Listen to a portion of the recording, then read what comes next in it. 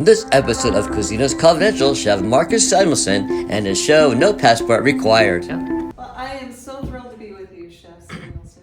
Thank you very much for having me. We're excited. Yeah, we're excited to have you here tonight.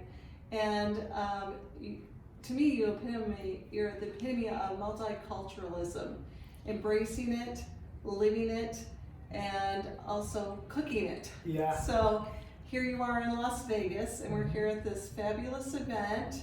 And what brought you here? Like, what was the impetus to showcase the Chinese culture here in Las Vegas? Well, I think, we owe a lot to Chinese American culture.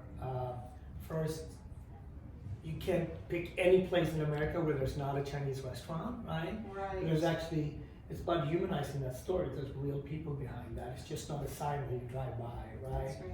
And how do you humanize it? The best way is to experience it, right? And, with No Passport, it's really about paying homage to iconic American cities, but also cultures that really added so much to how these cities became what they are. So we felt, what would be better than Vegas and Chinese American culture? And China is also such a big country, so it's probably something we can do several times. But we, what's the difference between Chinese American food and Chinese Thai or Chinese Sichuan food? So really start to unpack that a little bit. And the best way to do is to hear people's stories, and not just with food. Whether tonight you're going to see an amazing children's, not choir, really a big orchestra. And the food and the everyday life that they live together, which is amazing. Yes, it's very exciting. Yeah. Yes, and were there any surprises coming here? Anything that really delighted you in exploring this? I think I've said it before. I think for me, it's like how young Chinatown is. Like it's really built in the '90s, and also how quickly it became from a tiny strip to. Now there's 2 Chinatowns in the city, and maybe 10 years from now there's 3. Right. And that really speaks to how families stick together, entrepreneurship, and finding innovative solutions to evolve, right? Yes. And so I just think it's such a positive story about the city, because people are moving to Vegas more than ever, and also about how people work together, like how Chinese American culture work together, but also all the other cultures are in Vegas.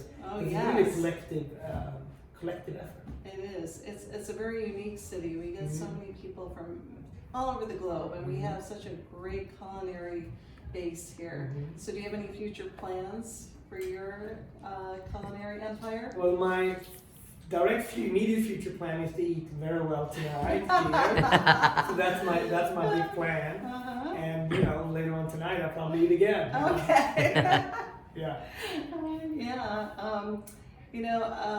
After reading your background, you have such a fascinating background, and you really epitomize multiculturalism.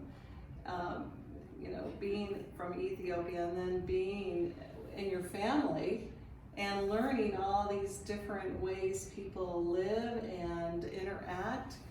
And I read that you believe that the Ethiopians have a real connection to the spiritual aspect of cuisine. Absolutely. And do you find that with the Chinese culture here? Do you find that kind of like interaction, like we have the Year of the Rat now, they have their celebrations. Yeah. I think it all ties together. I think culture and food will always tie together, and spirituality and food also in many different ways. It will be different where you are in the world. Like, in Ethiopia, you really link it to, the spiritual compass is really setting how you eat and what you eat and when you eat it, right? So there's about 200 fasting days. That doesn't mean that you don't eat. It just means that maybe you don't eat butter that day. Maybe you don't eat meat. So when you do eat meat dishes, it becomes a celebration. So it sets the tonality of how we celebrate and why the holidays are so important.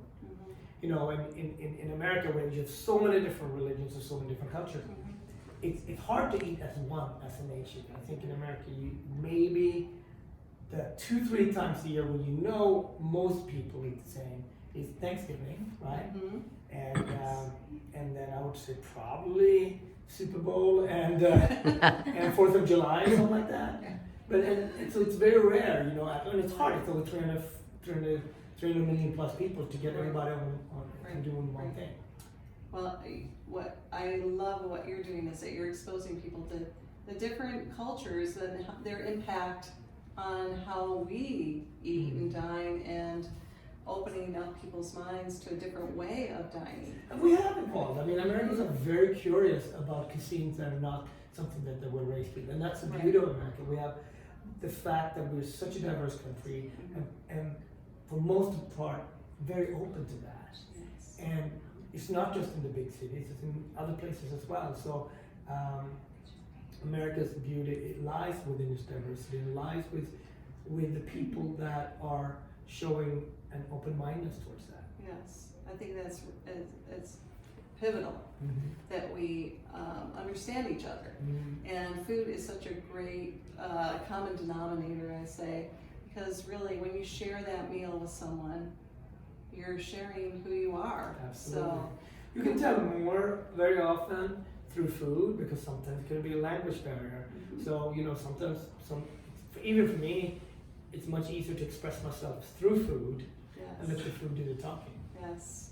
But you embrace everything. You do the art, the music, Yeah, culture, and of course your lovely fashion. Yes, So. yeah, I love it. Anyway, thank you for your time. Thank It you was so such a much for having me. pleasure. I love it. Yes. That's great. I love it too. Many thanks to Chef Marcus Samuelson, Vegas PBS. Until next time, Elaine and Scott Harris, CUISINEIST